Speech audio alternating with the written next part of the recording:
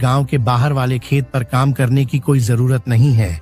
मेरे पास तुम्हारे घर के नजदीक भी एक खेत है, तुम वहां काम कर सकती हो, ताकि तुम अपने घर का और अजय का दोनों को ख्याल रख पाओगी।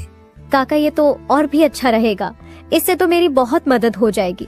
बेटी, पर एक छोटी सी समस्या है, वो खेत बाहर वाले खेत से थोड़ा छोटा है।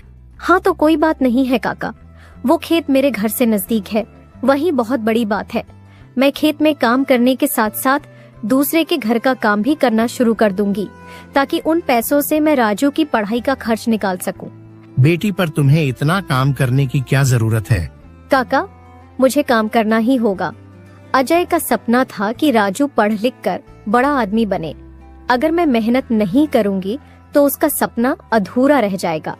राजू की पढ़ाई के लिए और घर चलाने के लिए मुझे हर हाल में ये जिम्मेदारी उठानी पड़ेगी। जमींदार सीमा के संकल्प और साहस से भावुक हो जाते हैं।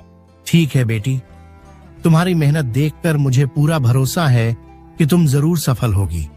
मैं तुम्हारी हर संभव मदद करूंगा। तुम कड़ी मेहनत करो, भगवान भी तुम्हारे साथ हैं। सीमा ने जमींदार के गांव के अंदर वाले खेत पर काम करना शुरू कर दिया।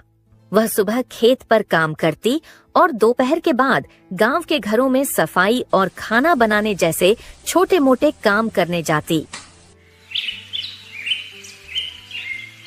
धीरे धीरे सीमा की मेहनत रंग लाने लगी।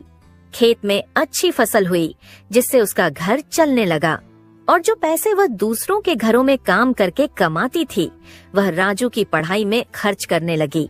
बेटा, मैं चाहती हूँ कि तुम मन लगाकर पढ़ाई करो। तुम्हारे पिताजी का सपना है कि तुम अफसर बनो। मैं तुम्हारे लिए हर मुश्किल को पार कर लूंगी। माँ, मैं कड़ी मेहनत करूंगा। एक दिन मैं पिताजी का सपना पूरा करके दिखाऊंगा। सीमा की मेहनत और त्याग से गांव के लोग भी प्रेरणा लेने लगे। उन्होंने देखा कि कैसे एक माँ अपने परिवार के लिए हर कठिनाई का सामना कर रही है। इसी बीच अजय की हालत धीरे धीरे सुधरने लगी। वैद्य जी की दवाओं और सीमा की देखभाल ने जहर का असर कम कर